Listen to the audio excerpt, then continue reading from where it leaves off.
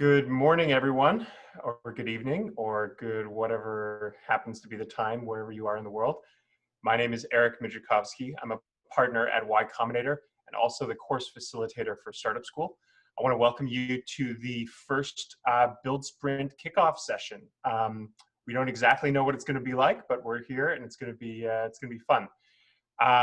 We'll just let everyone come in. It's probably going to be just a few seconds before everyone filters in. Cool. So let's start off with a couple quick polls to gauge who's in the audience here with us today. We've got companies at all stages of development. We've got some that are very early stage, some that are medium stage, some that are later stage. We want to get a sense for who's in the audience before we get into talking about the Build Sprint. So I think we're going to kick off a poll just now,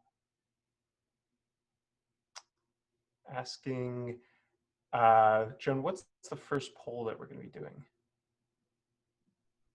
If you're on track to hit your goals this week. Cool. Okay. So are you on track? Hopefully most of you are on track because this is the first week of the Build Sprint. You should have set a goal that you think you could be on track for over the next 4 weeks. So let's see. And we'll ask this question every week just to get a sense for how people are doing.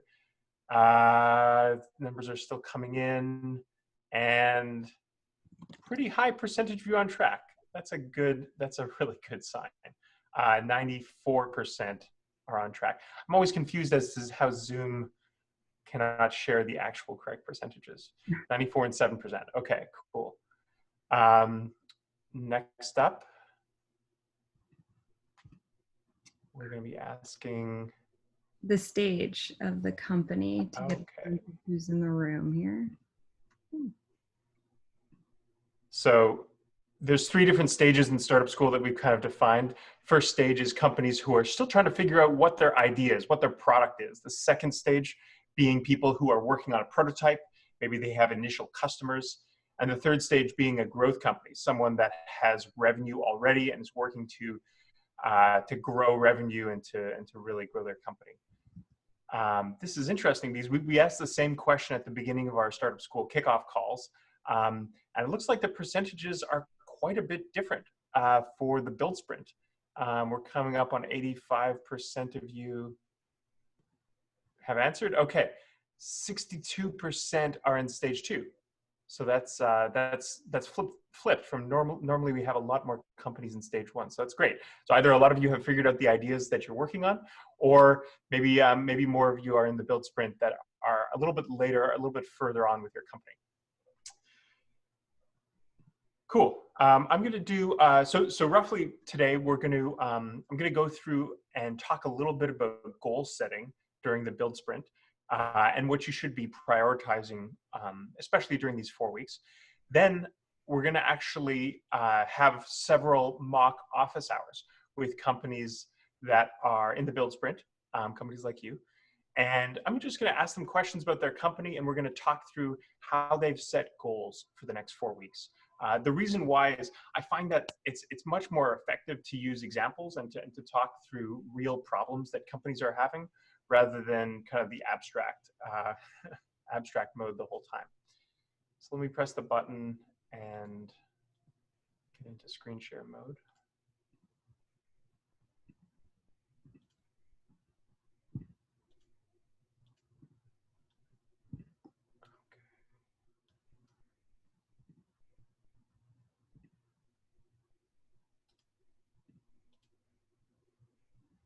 I'm getting better with picking out which window I use. Okay.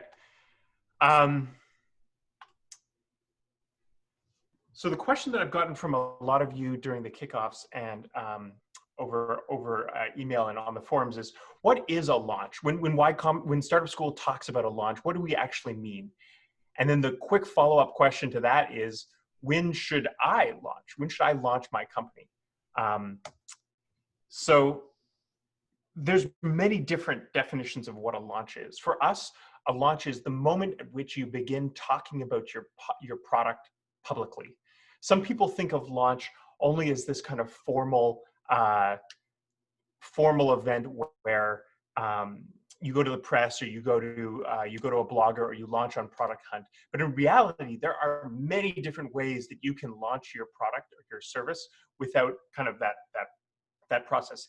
I've thrown up a list. These are all like super like accomplishable things that you can do yourself. They're firmly within your control. You don't even have to really like tell anyone that you've launched. You can, if you feel apprehensive about your product, or if you're really worried about that first version, you can actually just throw up your website on the web and not tell anyone, and that's still considered launch, because it's this like getting over this barrier where you feel comfortable sharing what you're working on with the world. Other people prefer kind of a friends and family launch. Some people like to launch exclusively to strangers and not tell anyone that they're personally working on the project. That's cool as well. We find that a lot of our best companies actually launch on online communities where they think their product or service might be relevant.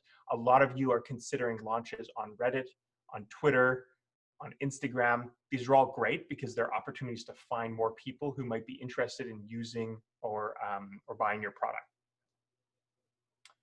Some people launch pre-order campaigns. Some people already have launched already, and they can relaunch over and over again by announcing new features or new parts of the product that they're working on.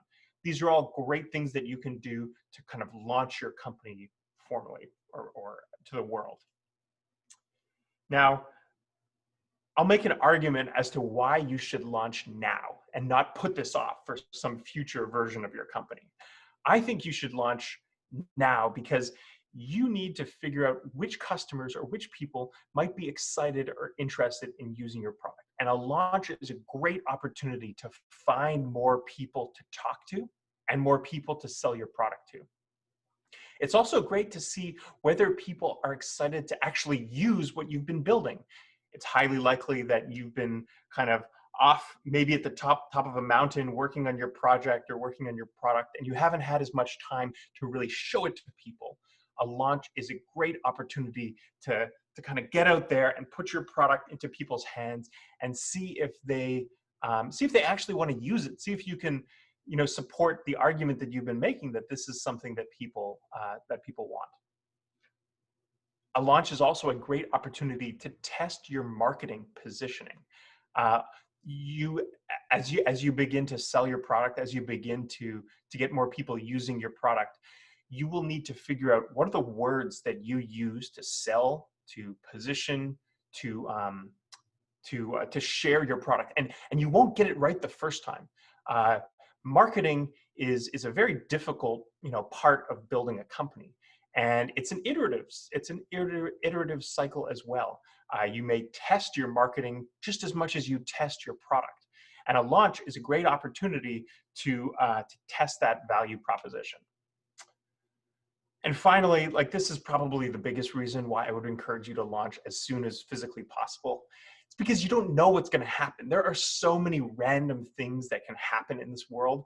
And by putting your product out there into the world, you don't know who's going to see it. You can't really predict who's going to drive by your website and get excited about your product. You can't predict who's going to see it when a friend retweets it or posts it on Instagram or posts it on the web. All of these kind of random interactions happen because you've put the product out there into the world, onto the internet. And there's so many random things that can happen, random positive things that can happen. So I really, really encourage you to consider launching as soon as possible. We actually have an entire 20-minute long video that can walk you through the process of how you can launch your product today. So if you're at all interested in any of the value that I kind of shared, feel free to watch this video by Kat. It's on the Startup School curriculum page, startupschool.org/curriculum. It's called How to Launch Again and Again and Again. Next, let me share. If you have any questions about anything that we talk about today, please drop them into the Q&A feature in Zoom. We will be doing a ton of Q&A towards the end of this hour. So any questions you have about your startup, about launching, about the build sprint, about setting goals, anything that you can possibly think of that you think I or the Startup School team could help answer, drop that into the Q&A section. If you want, you can also upvote other people's questions, and we'll get to them as the hour progresses. Okay. Am I still sharing my screen? I feel like I am. Yes, you are. Cool. Okay. Sorry. Next question that we get a lot. What should my goal for the build sprint be? I want to talk a little bit about fake and real goals. Because when you're working on your startup, it's very easy to get caught up in these kind of fake goals that don't really help move your company forward. And if you're working on something that's on this list, then it's highly likely that what you've set for yourself right now is a fake goal, something that is not going to help your company, versus a real goal, which we think will really help move your company forward. To us, there's two main real goals. One would be to get revenue, or to get more revenue for your company, or to get more active users using your product or service. Along with these goals, you need to have associated metrics, numerical metrics that you can track iteratively, week after week, to make sure that you're progressing towards this larger long-term goal. So if you're looking at setting a goal for yourself over the next 4 weeks, I highly encourage you to set a goal that's very closely related to your revenue, to your how much money or how much your product or service is earning.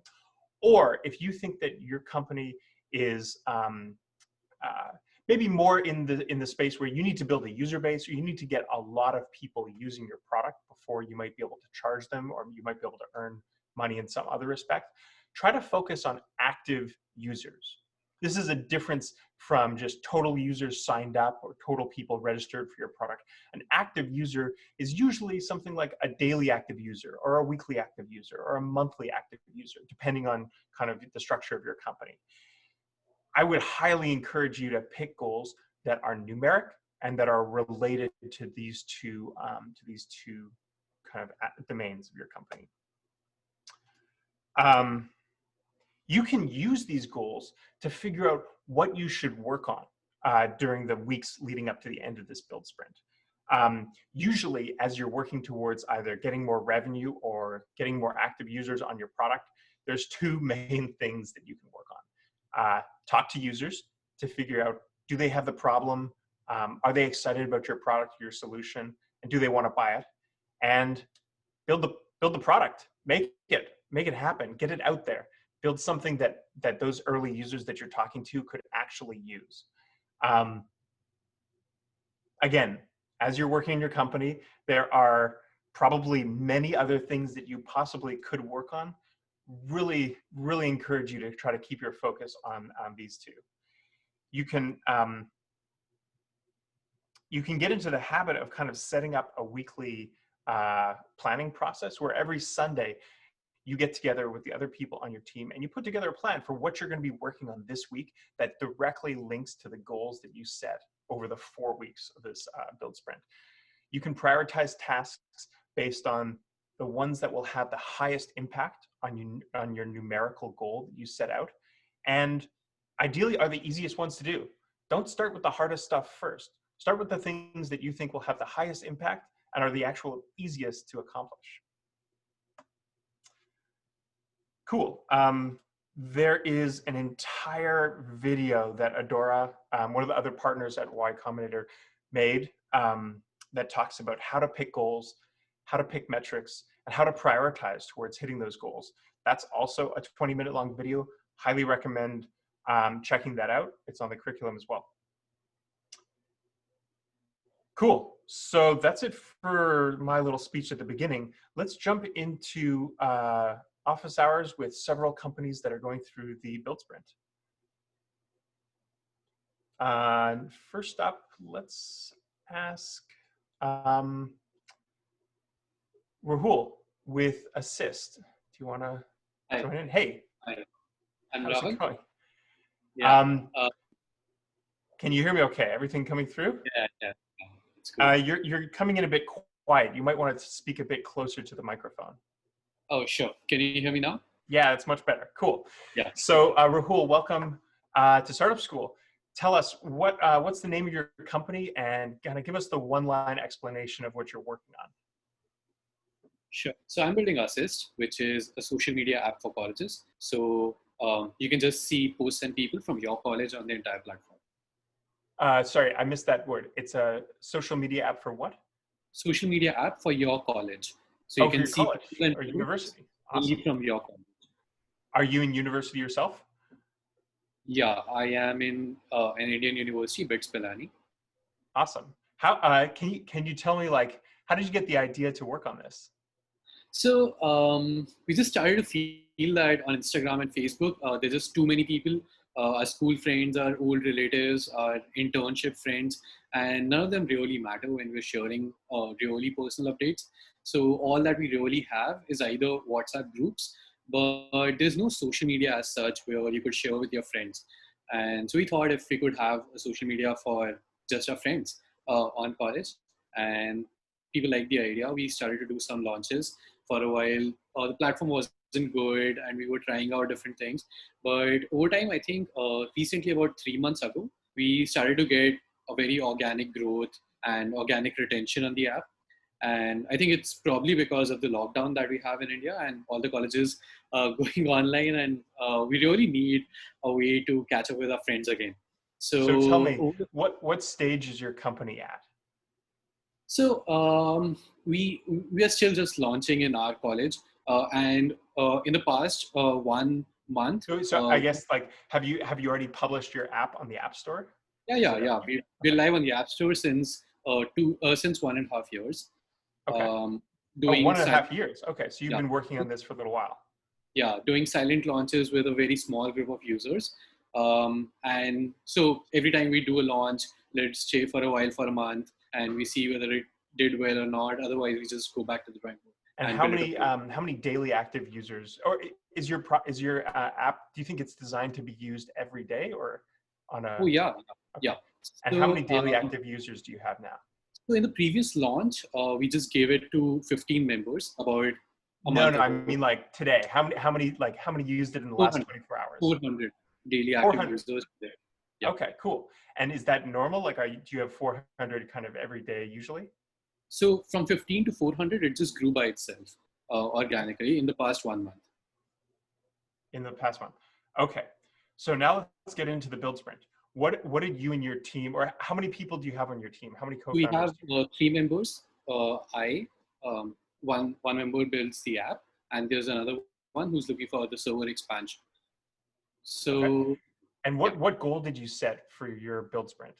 So now that we have organic retention going up and we have a sticky user base, we want to expand to other colleges. So our goal for the sprint is by the end of 1 month, we want to have launched in 10 colleges and acquire at least 25% users on the app. 25% what? Sorry. 25% of the college students whenever we launch on the app. So interesting. So you set your goal to be kind of a numeric number of colleges.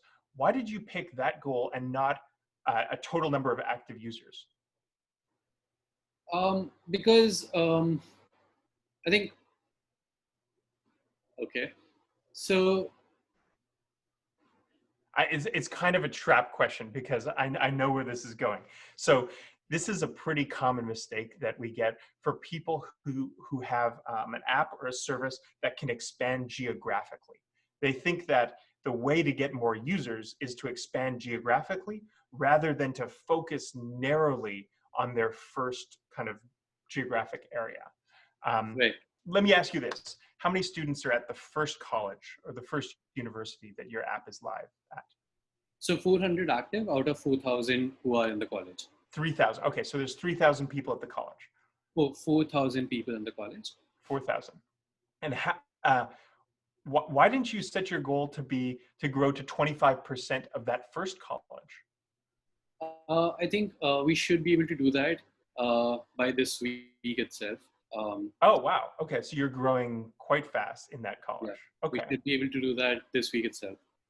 So I would make, this is one of those ones where you actually might want to have kind of an iterative goal process. Instead of setting the goal to be hit 10 colleges, I would push back and I would say, try to hit your first goal first, which is to get 25% of your first university really, retained and using your product. Because I would argue that if you can build a product that 25% of your entire university uses, you've built something great. You've built something that's sticky, something that people are coming back to. And you've learned a lot of lessons on that first college that you'll be then able to apply to other ones. But what would be a mistake here is to try to go to all 10 at the same time before you've already gotten to 25% usage on that first college, because it's much easier to learn those lessons when you're narrowly focused on one university or one geographic area. It gets much harder if you have 10 different campuses live and you're learning all these lessons on all these different campuses. It's very hard to share them between them. Got it. So my recommendation would be to try to hit 25% penetration on that first campus, and actually to have a secondary metric around retention. Do you know how retention works? Do you have analytics on your app? Not yet. We'll just launch an update today. We were just thinking of it. We're going to do it today. Add analytics. If you have a web service or an app, I encourage everyone in the audience to install analytics. There's great analytics out there like Mixpanel or Amplitude or PostHog, which is actually a startup school alumni. Install analytics because you won't know how good a job you're doing if you don't have them. Sure. So retention is for every day, for like day one, how many of your users come back after 7 days? So my ask to you would be maybe put a goal like 25% of your campus is active on the app and you have pretty high retention. I would go for retention probably above 40%, 50% are coming back after 1 week. That would be my recommendation. Sure. Okay. Thanks, Rahul. We're going to move on to the next company, which is Move Forward. Nicole, are you here? Yes, I am. Thank you. Hi, Nicole. Welcome. Hi, great to be here. Tell us, what is Move Forward? So Move Forward is a platform helping corporate employees to engineer their interpersonal skills, and we do it through micro-learnings and peer support. Okay. I might need you to break that down for me because I didn't really. So, is this a product for teaching like enterprise lifelong learning, or? Yeah, you could say so. So we want to help employees to upskill their soft skills. So they can do it individually, but we decided to go kind of the corporate way and to give it to companies to help their employees. Okay. Can you give me an example of some of these soft skills that they might be learning? Sure. So one of them is persuasion, for example. Like the second one could be active listening. So that's what we currently have on the platform. Another program is around stress management. So it's anything connected to like the relationship you have with yourself and kind of your own motivation and productivity. And then like all the collaboration things. How are you presenting to others? Are you listening well? How are you interacting with others? Got it. So my quick recommendation on your one-liner is to actually make it much simpler. It had a few too many buzzwords, I gotta say, like upskilling and like soft skills. I would consider making it even simpler. I would say something like, we have an online service that enterprises use to teach their employees soft skills. Okay. Do you think that soft skills are like a good? I was just going to say soft skills like persuasion, ethical behavior, etc. That would be just as someone hearing the pitch for the first time. It took me a few seconds to kind of connect the dots, and I find that like this is one of those counterintuitive things where you actually want your pitch to sound really simple. It's almost like a fifth grader can understand it. Because when you're talking to someone for the first time, they don't really know what you're working on. They don't know anything about your background. They need to come up to speed from 0 to 100, like really quick. And the simplest, even though it sounds like too simple almost, it's usually the best path. Okay, understand what you're working on. Tell me, what stage is your company at? So we don't have a scalable product yet. So I've designed a scrappy prototype in Slack and Trello, and I was running it manually with one company, and we had like around 70 users sign up and around like 20 super users that really use it a lot. Congratulations, that's awesome. Yeah, but I said that was very manual, so I couldn't scale it to more companies. So now because we were running it for 3 months, this pilot, so now I'm trying to get the app ready, and it's supposed to be ready in half a month.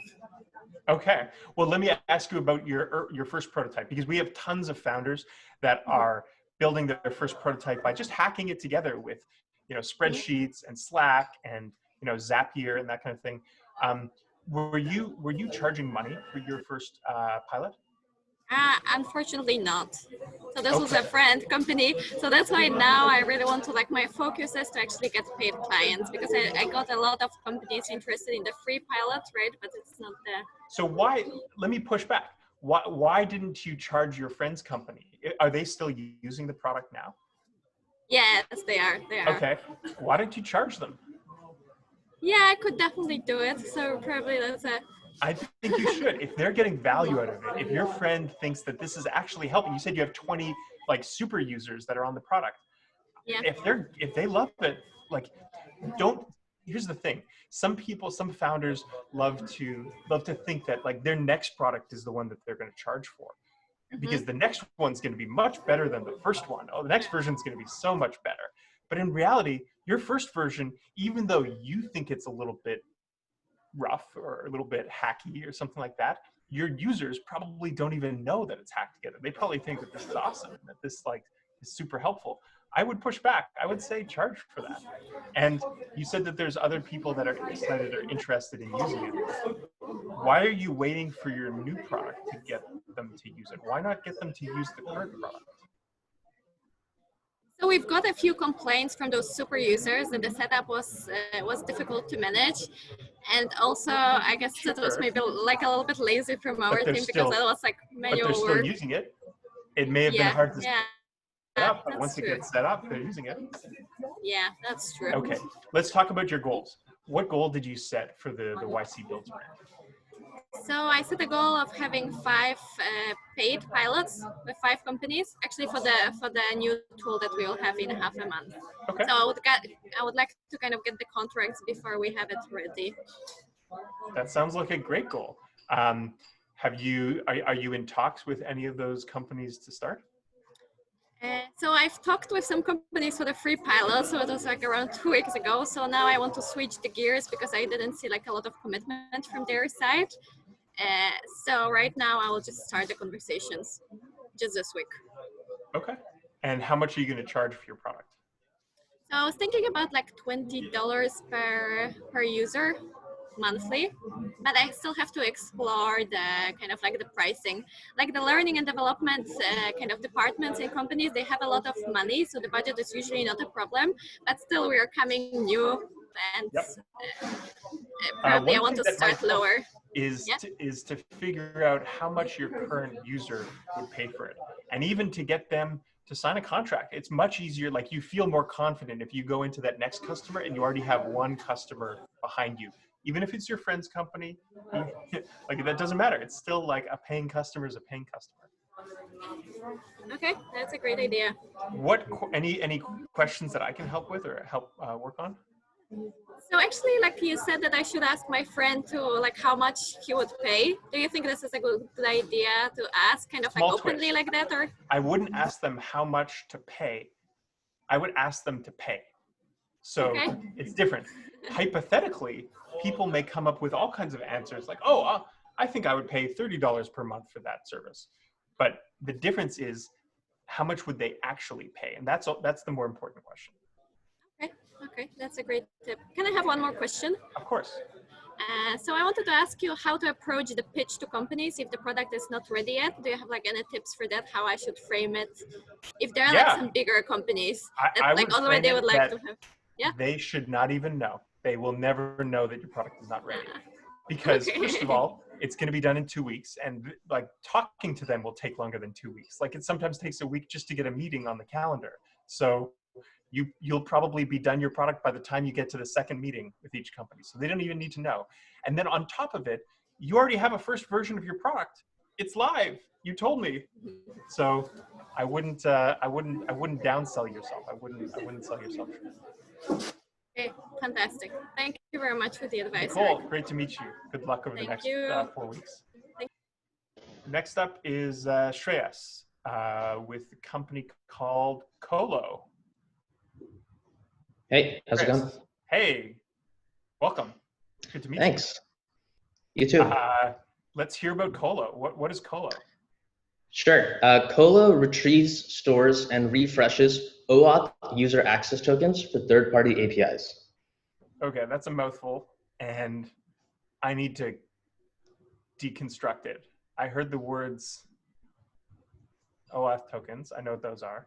I'm not sure everyone in the audience might not know what an oAuth token is. So you want to sometimes like be able to read your audience and make sure that they'll know what you're talking about.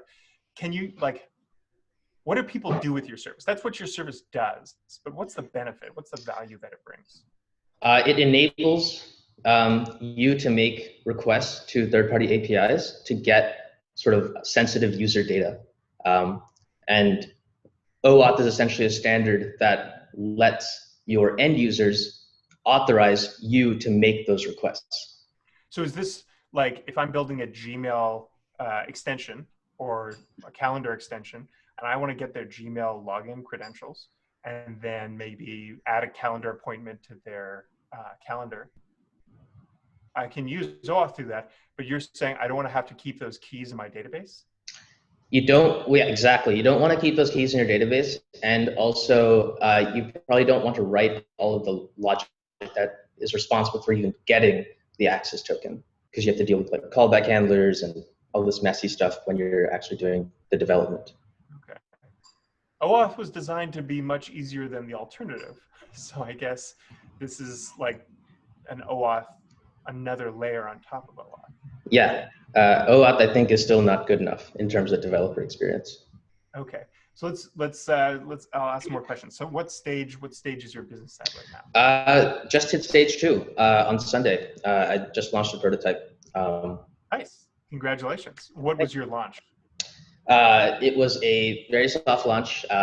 Shared it with probably like 10 friends to get product feedback, and those 10 friends consisted of sort of like technical founders and like other software engineers.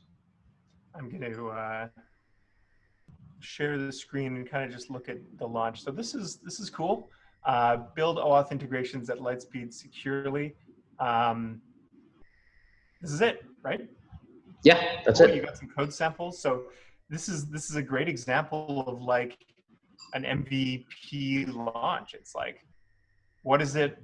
How does it work? And kind of immediately, like the type of person who gets excited about this is definitely a developer. Okay, so you have the Google oAuth there, and I pressed install. Didn't do anything yet.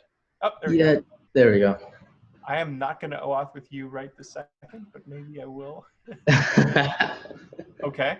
Oh, and cool. Here's the code. Okay, pip install Colo, get access token, so this gets you the Slack token. Exactly. For that particular user ID and the Slack integration. Awesome. That's kind of cool. Any of the 12 friends that you signed up, are they using it yet? Has anyone integrated Colo?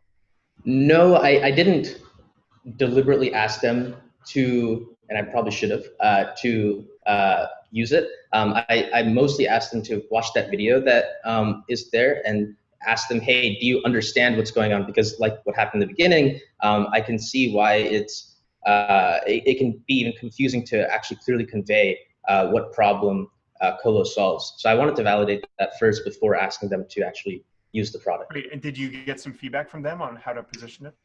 Yes. First of all, the video is way too long. It's 6 minutes. They basically said like, yeah, also like I'm not talking in it, and I should probably talk in it. And so they said, hey, keep the thing to like maybe less than 30 seconds. Even a GIF would work. Maybe like a nice sort of like mapping of taking the code, mapping it to like the front end or client or something Honestly, like that. Or like when you explained it to me and you said you have to have callbacks, you have to have the database for storing it, and you have to be able to call the API. I would just say that, like, here's how the old way, like what you used to have to do, and this amount of like libraries that you have to pull in, and the new way is like Colo link. You know, that could be a pretty powerful way of sharing, kind of like the old way and the new way. Yeah. Okay, what is your goal for the YC Build Sprint? Yeah, the goal is to get 3 users to use Colo that have actual end users. The reason for that is because the 2 things I want to validate is, so the 2 big problems I think Colo solves is the engineering cost of actually building out an integration, and then the risk or sensitivity of actually storing and managing user access tokens on your database. Which one are you going to solve? Are you going to solve the, like, basically, for someone to use this service, they're going to need to be at the early stages of development of their own product? Or are they going to rip out their existing code and plug you in? Yeah, I think to like low friction would probably be people that are just getting started. But I've also designed it such that if you're building out a completely new integration and you don't already have a way of doing it, you can just try out Colo to see if that works for you for that like new integration that's not related. I'll put out a plug. One small thing on your website is there's no email address, so I can't email you. Yeah, But here, I'm going to put out a plug. There's 1,800 people on this call right now, and I'm sure that some of them, at least one of them, let me put it out there. One of you is thinking about integrating oAuth with either Google, QuickBooks, or Slack right now. I know it's in your head. Phone up Shreyas, send him an email, go over to getcolo.dev, and maybe he'll even help you write part of that. I will definitely write it. I will do the classic Collison installation, and I will also, my email is shreyas@getcolo.dev. Okay. If we can get you to 1 today, that would be pretty far in your work towards your build sprint. That would be amazing. Okay. Thanks. Cool. Thanks, Shreyas. Next up is, last one up before we get into questions, is Great with WishRoll. Are you with us? Yeah. Hey, Eric. Hello. Hey. Oh, we got 2. Hi. Who else is there? I'm a co-founder. I'm Blossom. Blossom. Well, it's great to meet you. Not to nice to meet you. wish upon. What is WishRoll? Tell us about WishRoll. WishRoll is a social platform for sharing and finding reaction memes. Finding reaction memes. Okay, cool. Is it an app? Is it a website? Yes, it's an app. We have an iOS app, and we have a launch website, but we mainly utilize an iOS app. Okay, wishroll.co. Awesome. So when did your app go live? In March this year, March 3rd this year. And how does it work? How do I use WishRoll?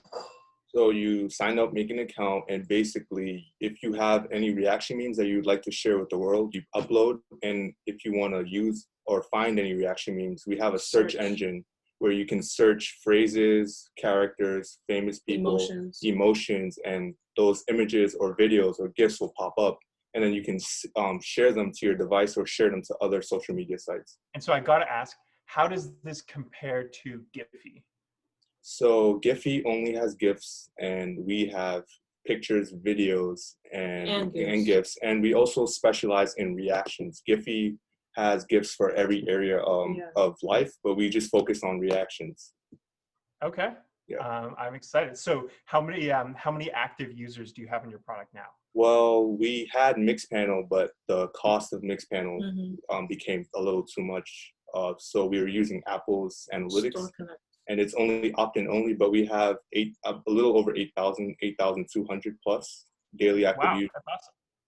Yeah. Okay, so what is your goal for the YC Build Sprint? To basically double our daily active user rate. How do you acquire users? So right now, we basically post videos to TikTok and Twitter because that's where the problem is really to respond to tweets with reactions. Yeah.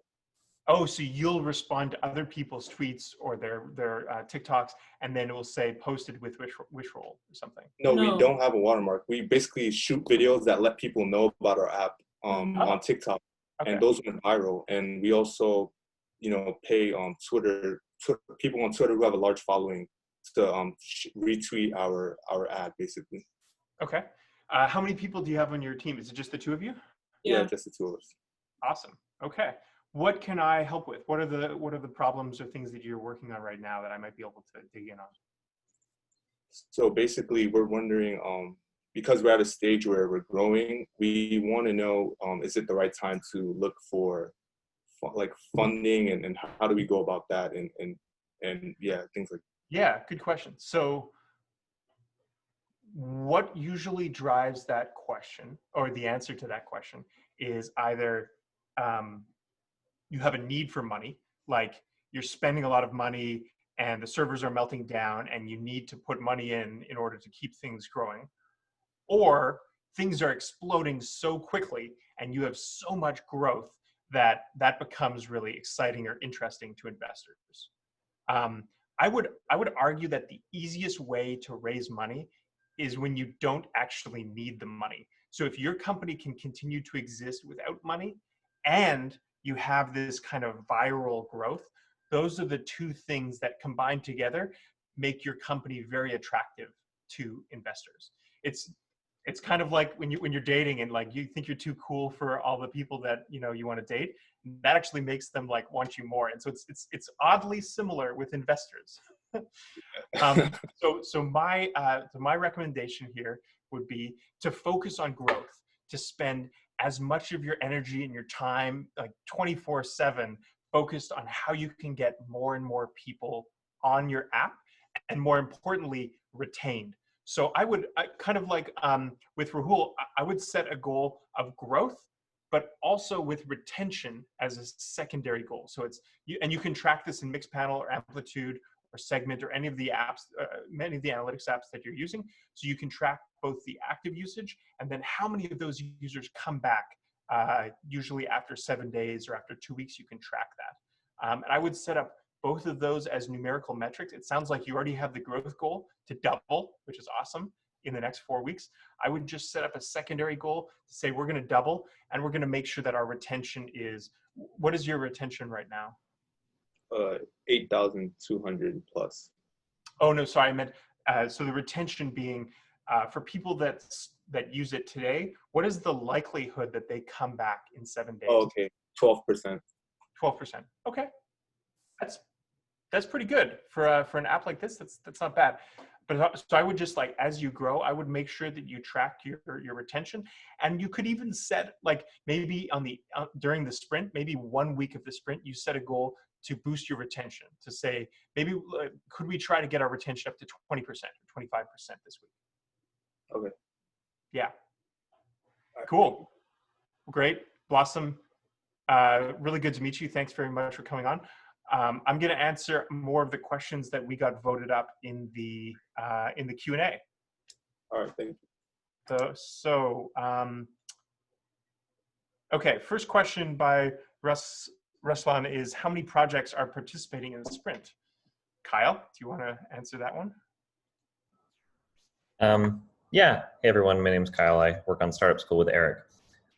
Right now, we have about 9,000 companies of, I think, 8,900 and something that have signed up as of this morning.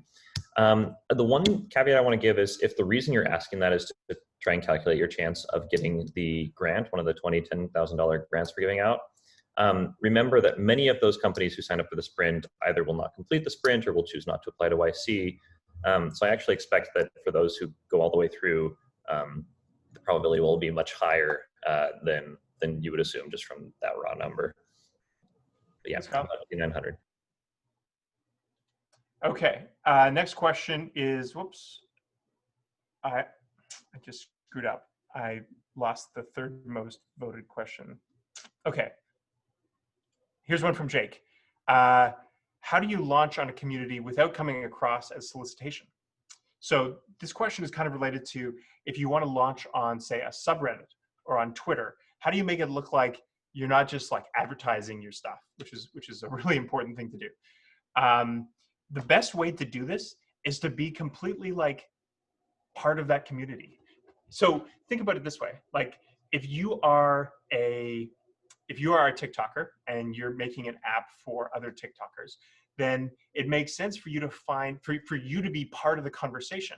Like you yourself are solving a problem that you had when you were using this product, and you probably used a lot of the community before you built your product, just because you were part of it. I would just be honest, be transparent, say like, hey, this is me, this is who I am. I built this product because I'm solving a problem that I had myself, and now I want to share it with other people who have this problem. That usually is the best way to do it. It's to be, not disingenuous. It's to be completely, transparent with what you're working on, and that this is dear to your heart. This is something that you really care about.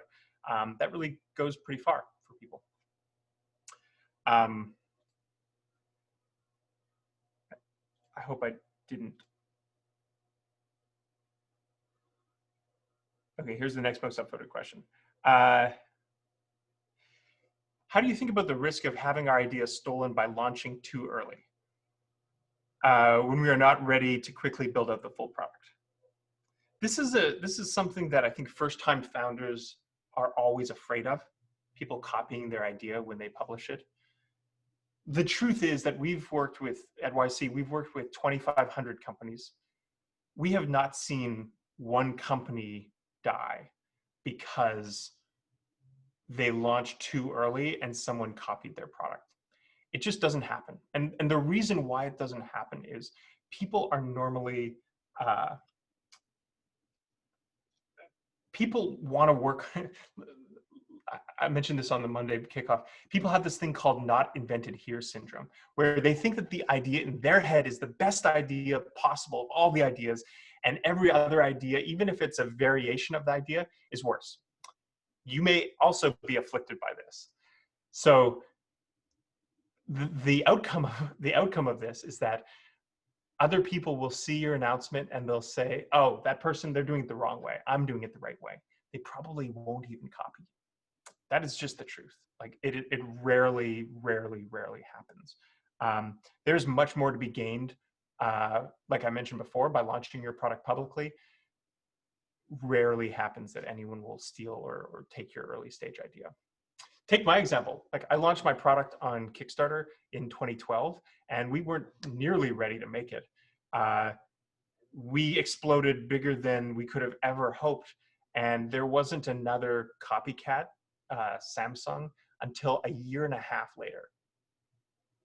So yeah, that's like a major company, and we had just done this huge Kickstarter and they still took a year and a half to copy us. So yeah, I wouldn't be super worried. Okay, how do I, Ram asked, how do I convince users companies to buy my idea while I'm still working on my MVP? Kind of like I was talking about with Nicole, people are too afraid of this. Like, you should be comfortable talking about what you're going to make to potential customers. And what I would do is encourage you to do what Nicole did. Build your first prototype fast using off-the-shelf software. Don't make it so complicated that it's going to take you weeks or months to build. You can build a product using spreadsheets, using Slack, using Zapier, using Glide app. There's tons of really low, Airtable. There's tons of really low effort ways that you can, easy ways that you can build a valuable product and get that product out to early customers or users. Some of the best YC companies' first products were actually just services that the founders did themselves, with very thin websites in front of them. Like there's a company called Flightcar, which was a marketplace for renting your car out when you went and parked at the airport. And at the beginning, they just got rental cars. They rented cars and then re-rented them to other people. That was their entire company. The founders picked you up at the airport. There was no website. There was no like large marketplace below it. It was something that they could have put together over the weekend. So if you're still working on that at that stage of the company, I would highly encourage you to build something that just gets the product out there as soon as physically possible.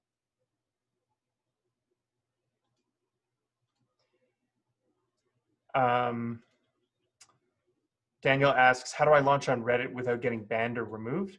I would start by talking to the, I would start by only posting on subreddits that you are a part of yourself, like one that you have been a participant of and a long-term kind of subscriber. I would start by posting, like I said, just very transparently and openly about your own project. Some of the best places to do this are on the other kind of entrepreneur websites like Product Hunt or Hacker News, where they're really built around this culture of sharing and promoting the projects that you're working on. You can also talk to the mods of subreddits to get a sense for whether that might be allowed or not. Raphael asks, how do you test marketing without using paid marketing channels? Most companies don't and probably shouldn't use paid marketing at the beginning. The way I look at it is like, if you can't find individuals, like 1 or 2 or 5 or 10 people that are in your target market, just by going through your group of friends, going through a targeted location like a school or a workplace or a club or a community, if you can't find individuals, single people that would be interested in using your product, then it would be a bad idea to go straight to advertising. Because the way that you figure out the words and the marketing messages that you will eventually use in your marketing, in your advertising, is learned through these individual one-on-one conversations. So if anyone's at the very early stages of working on the company, I would not do paid advertising at the start. I would start with just one-on-one personal marketing, you yourself talking to people and trying to convince them to use your product.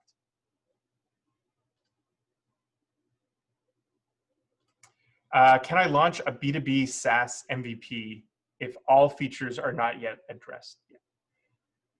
Yes. Easy answer to this question is absolutely. Again, not to point too much at Nicole, but she did this exact thing. She launched a B2B SaaS product that was built off of Slack and spreadsheets and herself, I think. And it worked. She got some users who loved using it. So it is totally possible to do this. And in fact, you will learn very quickly what are the features that they truly need and what are the features that they aren't actually excited about, because any features that they truly need are going to be the ones that they say, well, we can't use this until you have this. And then you build that, and then you launch it, and then you figure out what are the other features that they need.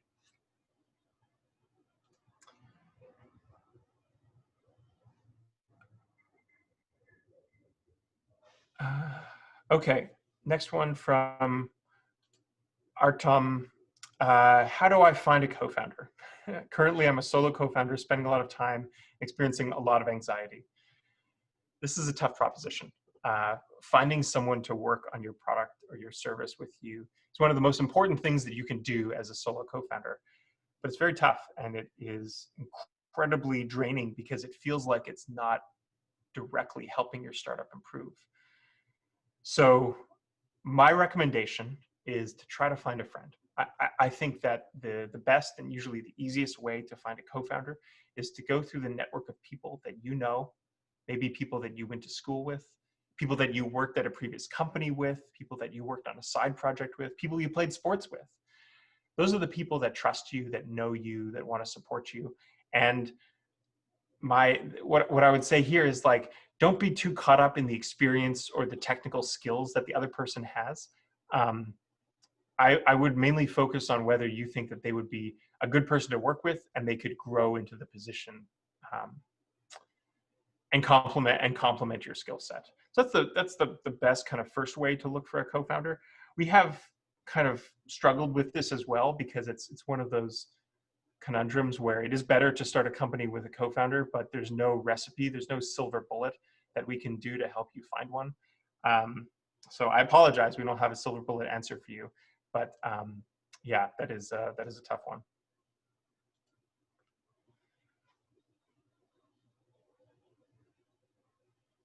Okay, another co-founder question from John. Jen, my bad. What are your thoughts about adding a late co-founder or business partner? What do you look for in a co-founder? Okay, first question. What are my thoughts on adding a late co-founder? I think it's a great idea. as I mentioned before, I think that having another mind, another person that's going to be beside you on this like potentially a 10-year long journey is just so valuable, is so useful, that at any point, even if you're a year in. So for example, like my company, I was 4 years in when I added, no, 3 years in when I added a co-founder. And it was great. That person worked with me for the next 6 years of the company. So I would highly recommend it. In terms of what you're looking for, I mentioned it kind of before, you're looking for someone that will complement your skill set, but don't get too caught up in expertise. We really encourage a 50-50 split between co-founders because we look at it as like the future. Rather than thinking too much about what you may have accomplished in the 1 month, 2 months, 6 months, 1 year, 3 years that you've been working on the company, it's much more effective to say, how do I incentivize this person to help build like a gigantic company going forward? Final question on this one was, is a part-time business partner a bad idea? Well, it's not a great idea. Part-time is always rough because the person isn't all in. They're not all in. And when you're working on a startup, like you need to be all in. You need to be you need to be dedicated to this. It's tough. So working alongside someone who's not dedicated, who's not all in, would make it potentially more difficult for you and may outweigh the benefit of having someone else work on the project.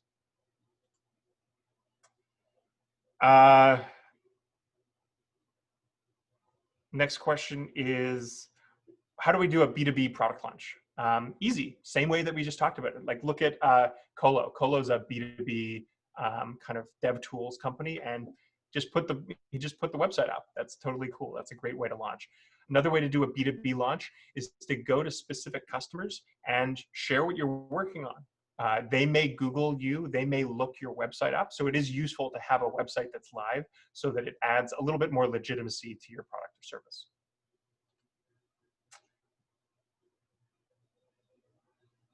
Okay. Oops. I think I may have missed someone's question. That's my bad. Oh no, the order is moving as I go. Okay. Kind of answered that question about the barrier to entry.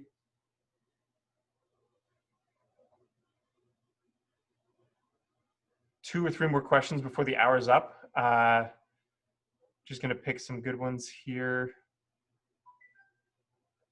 I think there was a question about MVP, but I think I might have accidentally clicked the button. The question was, how do you know when your MVP has product market fit? There's a great blog post by the founder of Superhuman around how to know if your product is on the way to product market fit. I would highly encourage you to check that out. He's a way better speaker than I am on this subject. So Google Superhuman product market fit. I think it's the first hit. Basically, it gives you a framework that you can use to track your progress towards hitting product market fit. Okay, last one, Latoya, before I duck off. Any tips on how solo entrepreneurs can achieve their goals and get the most out of this build sprint? I think it's about picking the right goals. So as a solo entrepreneur myself, you know, it's more difficult all around because you're the one building the product, you're the one getting customers, you're the one helping those customers once you get them. So I would just be very explicit about setting goals that you think you can accomplish. Don't try to do too much. Don't try to, you know, bite off more than you can chew. Don't try to manage, you know, customers and fundraising and building a product at the exact same time. Try to pick one solid goal that you can accomplish each week and focus like as much energy as you can physically kind of give to solving that one problem rather than spending your time being pulled in all these different directions. Okay, this was our first kickoff, or first build sprint. I'm thinking we might do this every week. It was kind of fun. You can let us know. Feel free to send us an email or post on the comments or send us a tweet at Startup School. We'd love to hear what you think of this. We'd love to have any feedback from the Build Sprint or Startup School in general. You know, you are our users. You are the users of our product that we work on every day. So we will only know if we're doing a good job if you tell us. So feel free to send us a note, feel free to send us a comment, tweet, give us some feedback, and we will improve the product for you. That's it for me today, signing off, and thanks very much for joining the Build Sprint.